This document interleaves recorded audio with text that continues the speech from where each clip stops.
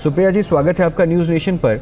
और ये जीत एक लंबे इंतज़ार, लंबे संघर्ष के बाद मिली, बहुत सारी चुनौतियां रही। अब इस जीत के बाद आगे की रणनीति क्या?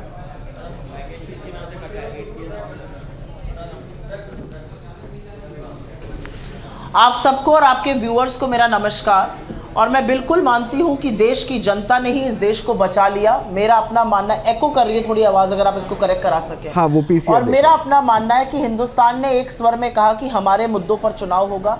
हिंदुस्तान ने एक स्वर में नरेंद्र मोदी जी को, उनकी डिविजिव पॉलिटिक्स को रिजेक्ट ही नहीं किया। उनको एक स्वर में ये बोला कि हमें इस तरह की नफरती राजनीति नहीं चाहिए, हमें मुजरा, हमें मंगलसूत्र, हमें भैंस, हमें टोटी से कोई मतलब नहीं है। हम अपने मुद्दों पर चुनाव चाहते हैं और वो मुद्दे बेरोजगारी हैं, वो मुद्दे महंगाई हैं, वो मुद्दे आर्थिक असमानता है, गरीबी है, कुछ ही लोगों के हाथों में संसाधन है। वो मुद्दा इस देश के संविधान को बचाना है और वही बचाने का काम इस देश की जनता ने किया। मैं बहुत अभिभूत हूँ। आगे क्या होता है, ये इंडिया अलायंस की 6 बजे मीटिंग है और हम उसमें डिसाइड करेंगे आगे की क्या रणनीति होती है, किस तरह से हम आगे की रणनीति बनाते हैं। लेकिन अभी तक का सफ़र बहुत सुखद रहा, बहुत हौसला अफजाई करी इस देश ने। 63 सीटें बीजेपी की कम करी और इंडिया अलायंस को बड़ी बढ़त दी। और यही नहीं, राहुल गांधी जी ने जो काम भारत जोड़ो यात्रा से शुरू किया था, इस देश को जोड़ने का, मुद्दों को उठाने का, उस काम में वो सफल होते जा रहे हैं और इसकी बहुत संतोष और खुशी है। अच्छा सुप्रिया जी, कल भी जब मैं पवन जी से बात कर रहा था तो उन्होंने कहा था कि कल तक हम ये बता देंगे कि हम सरकार बनाने की कवायद की तरफ कहाँ बढ़ते हैं। तो क्या ये मान के चलूं कि आज दूसरी तरफ एनडीए की बैठक खत्म हुई और वो दावा पेश करने वाले हैं? आपकी स्ट्रैटेजी क्या रहेगी? आज एक तस्वीर काफ़ी वायरल थी, इसलिए मैं ये पूछ रहा हूँ, तेजस्वी यादव और नीतीश कुमार की।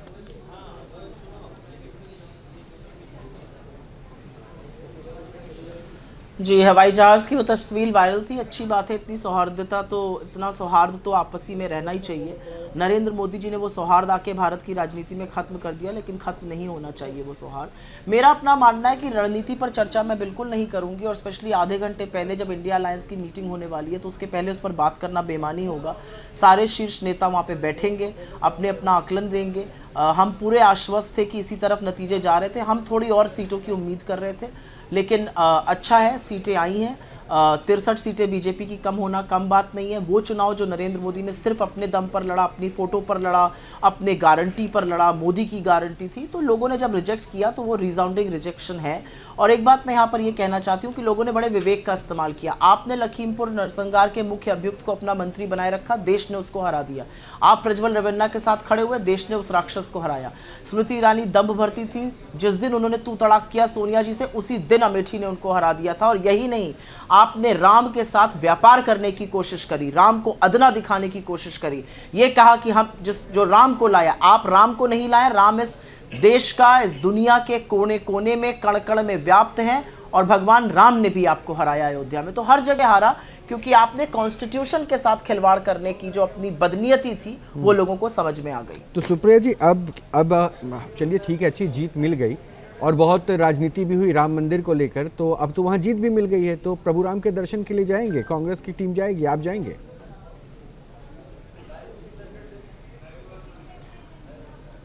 भगवान राम पर राजनीति किसी ने नहीं करी सिवाय बीजेपी के।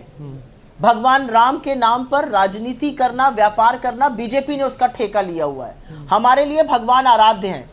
हमारे बहुत सारे लोग दर्शन करके आए, मैं गई, दीपेंद्र हुडा गए, विक्रमादित्य सिंह गए, आराधना मिश्रा मोना गई, अविनाश पांडे गए, अखिलेश प्रसाद सिंह गए, अजय राय जी गए। हम सब लोग दर्शन करके आए और बड़े अभिभूत हुए दर्शन करके। तो हमें कोई सरकारी बीच बचौलिए की जरूरत नहीं है भगवान राम के दर्शन के लिए। भगवान राम आस्था का प्रतीक है, मर्यादा का प्रतीक है, न्याय का प्रतीक है, सत्य का प्रतीक है, साहस का प्रतीक है। हर वो गुण जो ऑपोजिशन में है लेकिन नरेंद्र मोदी जी में नहीं है। अगर होता तो वो मुजरा नहीं बोलते, अगर होता तो वो मंगलसूत्र पे बात नहीं करते, अगर होता तो वो भैंस और टोटी की चर्चा नहीं करते, अगर होता तो वो अपने आप को खुद परमात्मा नहीं बताते, अगर होता तो वो इस तरह की बेपौनी बातें ना करते कि गांधी को कोई जानता ही नहीं था गांधी पिक्चर से पहले। इस तरह की बातें करके मोदी जी की जो बौखलाहट थी, और अब समझ में आ रहा है क्यों बौखलाहट थी, उनको पता था कि होने वाला है, वो दिख रहा है। आज मैंने देखा कि शिवराज सिंह चौहान जी 10 साल के अंतराल के बाद हर न्यूज चैनल को इंटरव्यू दे रहे हैं। 10 साल में ऐसा नहीं हुआ। आज मैं देख रही हूँ कि अमित शाह जी और योगी जी एक दूसरे पर फबित्ते कस रहे हैं। उनके लोग उनके खिलाफ बोल रहे हैं, उनके लोग उनके खिलाफ बोल रहे हैं। इंटरेस्टिंग है, दिल्ली का तापमान अलग भी हो रहा है, बिगड़ भी रहा है और बढ़ भी रहा है। अच्छा है ना, मतलब ठीक है ना, आप तो देख रही हैं कि विपक्ष मतलब बीजेपी में इस तरह की चीज़ें हो रही है। लेकिन एक सवाल इसमें अधूरा रह गया था, आपने बहुत नाम गिनवा दिए कि आप लोगों ने दर्शन कर लिए प्रभु राम के। राहुल जी के बारे में पूछ रहा था, राहुल जी भी जाएंगे, आप दर्शन करेंगे क्या? अब तो राजनीति नहीं होगी, अगर बीजेपी वाले करते थे तो और नहीं करेंगे, तो राहुल जी जाएंगे क्या?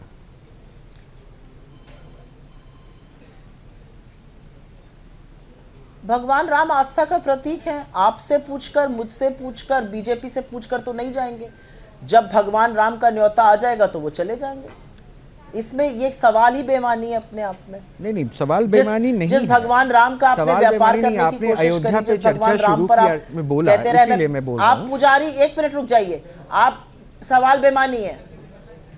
अब सवाल भी बेमानी बता दीजिएगा। सवाल बेमानी इसलिए क्योंकि मैं किस मंदिर जाती हूँ, किसका दर्शन करती हूँ, क्या सुबह पूजा करती हूँ, तो ये तो मेरी धर्म और आस्था का विषय है। कोई किसी से पूछ के थोड़ी मंदिर जाता है। पूछने की जरूरत ही नहीं पड़ रही है, मैं तो पूछ रहा हूँ आपसे, क्योंकि लोग मंदिर और कहाँ कहाँ जा के दिखा रहे थे कि भाई हम क्या हैं। धर्म को राजनीति का मुद्दा बनाया गया इस देश में। राजीव गांधी जी ने भी अयोध्या से राम राज्य की बात कही थी, इसलिए पूछ रहा हूँ।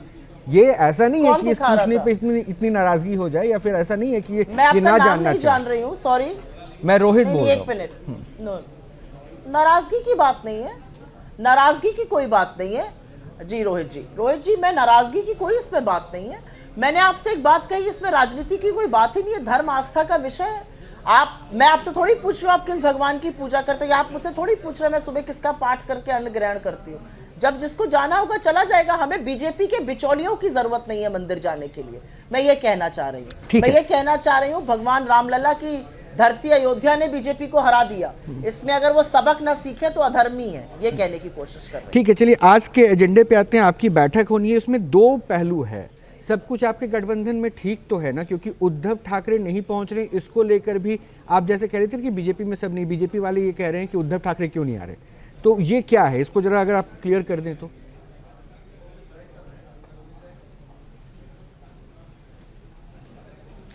ये बीजेपी की जो फेक न्यूज फैक्ट्री है उसके खाली दिमाग की उपज है। जिस मुस्तैदी से हम और शिवसेना लामबंद होके लड़े हैं, उससे इनके पैरों के तले जमीन खिसक गई है। देवेंद्र फडणवीस को आकर बोलना पड़ा है कि मैं इस्तीफे की पेशकश करता हूं, मुझे सरकार से हट जाना चाहिए, मेरे नेतृत्व में ये चुनाव लड़ा गया, हम हार गए। ये असलियत है बीजेपी की। उद्धव जी किन्हीं कारणों से नहीं पहुंच पा रहे हैं, उनसे मल्टीपल राउंड्स ऑफ बात हो चुकी है। कई बार ऐसा होता है लोग नहीं आ पाते हैं। एक बड़ी मीटिंग थी जिसमें तेजस्वी जी नहीं आ पाए थे, उनके बैक में तकलीफ थी, तो ये थोड़ी था हम साथ में नहीं है। हम सब साथ हैं। हमारे गठबंधन की चिंता छोड़े, इस समय आरएसएस से और जो सिर फुटबॉल बीजेपी में मचा है, जो योगी और अमित शाह के बीच में तलवारें खींची हुई हैं, उन पर चर्चा करनी चाहिए बीजेपी को। साफ सूंघ गया उन पर बीजेपी को। अच्छा सुप्रिया जी, बंगाल में क्या हो गया? साथ तो वहां नहीं लड़े, अधीर रंजन जी भी हार गए, तो अब उसको लेकर किस तरह से विचार हो रही है, उस पर कुछ क्लैरिटी हो पाई क्या?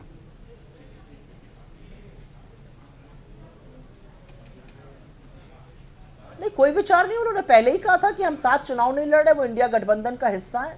इसमें कौन सा, इसमें तो नहीं, अधीर रंजन ममता जी ने शुरू से कहा है हम इंडिया गठबंधन का हिस्सा है। मैं तो उनको अधीर रंजन की हार को क्या देखा जाए, ये माना जाए कि वो कांग्रेस को वहां पे शिकस्त देने की मैं उनका साधुवाद करती हूँ और उनको तमाम बधाई देती हूँ।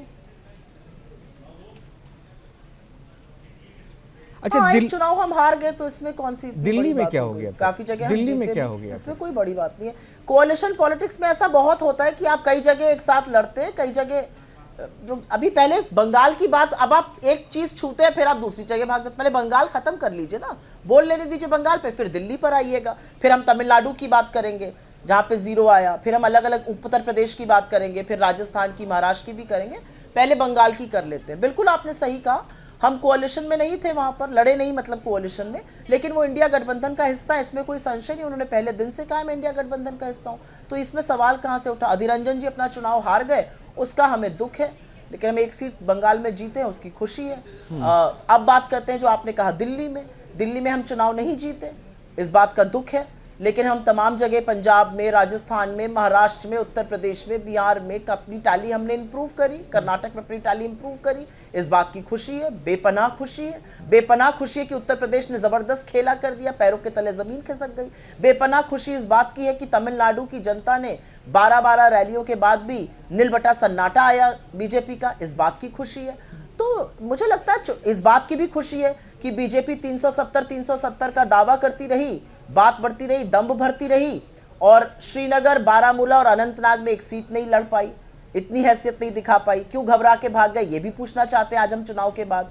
आज तो हम बहुत सारी बातें पूछना चाहते हैं। आज हम पूछना चाहते हैं कि क्यों अजय मिश्रा टेनी को हरा दिया जनता ने।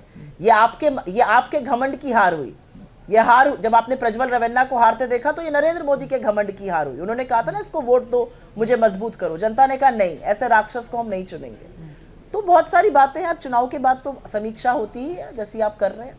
बिल्कुल सही कह रही हैं सुप्रिया जी। वैसे नकुल नाथ भी हार गए, कन्हैया कुमार भी हार गए, और समीक्षा तो हार और जीत की तो होती ही है, और ये स्ट्रैटेजी और रणनीति का हिस्सा है। लेकिन मैं एक बार फिर से उस पहलू पे आता हूँ, क्या ये मान के रखें, चूंकि आप अच्छी मेजोरिटी के साथ बढ़ी, मतलब कांग्रेस की संख्या बढ़ी, तो क्या सरकार बनाने की उम्मीद जो आपके वोटर्स हैं वो बना के रखें, या फिर कुछ ऐसी संभावना फिलहाल अभी नहीं है?